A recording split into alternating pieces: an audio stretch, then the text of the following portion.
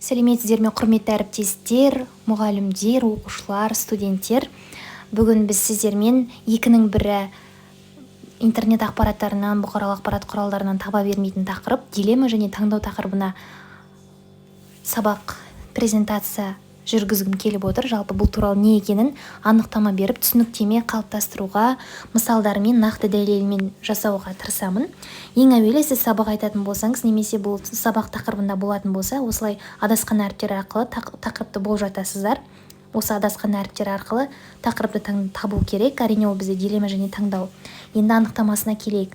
Дилемма дегеніміз физикалық тұрғыдан бірдей, күрделі моральдық нұсқалар арасында таңдауды жүзеге асырудан тұратын күрделі шешім қабылдау қажеттілігінің нұсқасы.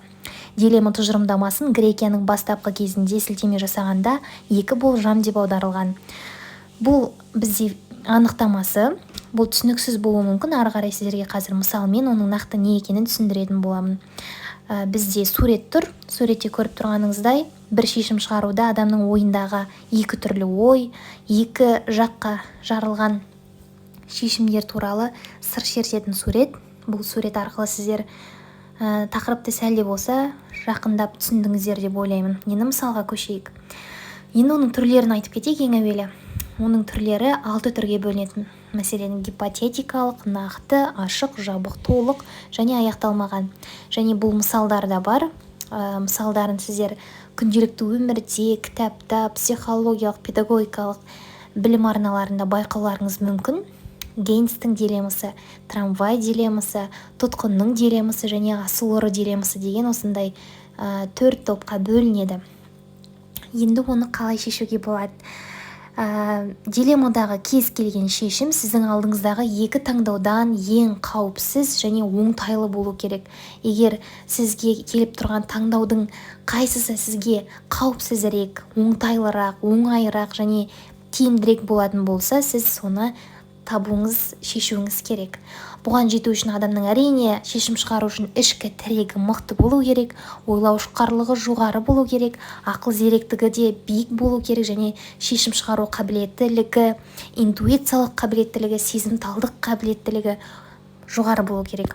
Мәселен, кейде адам не істейтінін білмейтін жағдайларға тап болады. Бұл барлығымызда болады.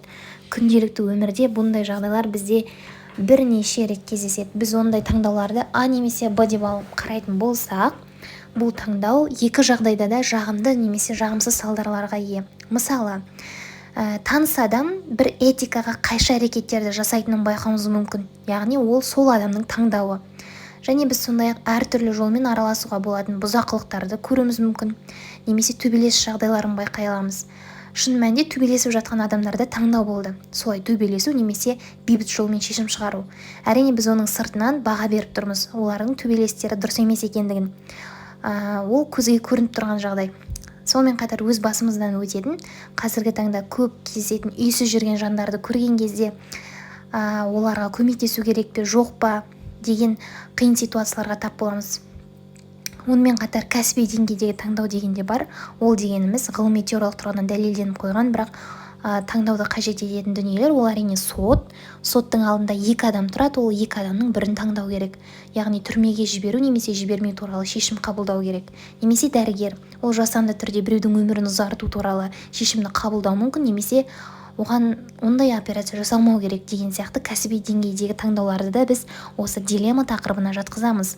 Сонымен қатар кәсіби қателіктерді біз байқай аламыз. Олармен біз жеке өмірде кездесе аламыз. Мысалы, достықтағы опасыздықтар. Яғни оның досында таңдау болды, оның досына деген адал болу немесе опасыздық жасау, немесе сатқындық жасау деген сияқты. Оны да өмірде куәсі болып жатамыз. Өмірде кездесетін жағдаяттың барлығы біздің сенімімізді тексереді. Адамның өзіне деген ішкі сенімі неғұрлым жоғары болған сайын, соғұрлым дұрыс таңдау жасауға деген мүмкіндік артады. Ал бұндай тура қылды қақ жарған әділ шешім шығару үшін адам өзіне де өзгеге де, ол үшін адамның бойында білім, білік, дағдыларын үнемі жетілдіріп отыру керек. Бұндай қасиеттерді жетілдірген адам ғана дұрыс таңдау жасаудың нағыз биік шыңына жете алады. Жалпы міне дилемма және таңдау тақырыбы бойынша сіздер осындай мысалдарды келтірдім. Сіздерге түсінікті болды деп ойлаймын. Әрине бұқаралық ақпарат құралдарында, интернетте бұндай материалдар аз. Мен оның барлығын жинақтап, сіздерге осындай үлгіде ұсынып отырмын. Сіздерге пайдалы болды деген ойдамын. Сұрақтарыңыз болса, комментарийге қалдырып кетіңіздер. Енді тақырып түсінікті болды ма жоқ па, соны анықтау үшін таушың әдісі арқылы кері байланыс жасаймыз. Адам өз-өзін бағалайды. 1 мен 10 аралығында қай деңгейде өзін санайтын болса, соны белгілейді. Және бүгінгі айтқан сабақ ұнады ма немесе ұнамады ма жауабын жазады және себебін айтады. Өзін нешеге бағалайтынына таудан бояп көрсетеді. Соның қасына галочка қою мүмкін, немесе дөңгелектеп қою мүмкін, немесе басқа да жағдаймен көрсетеді. Сосын оның себебін айтады.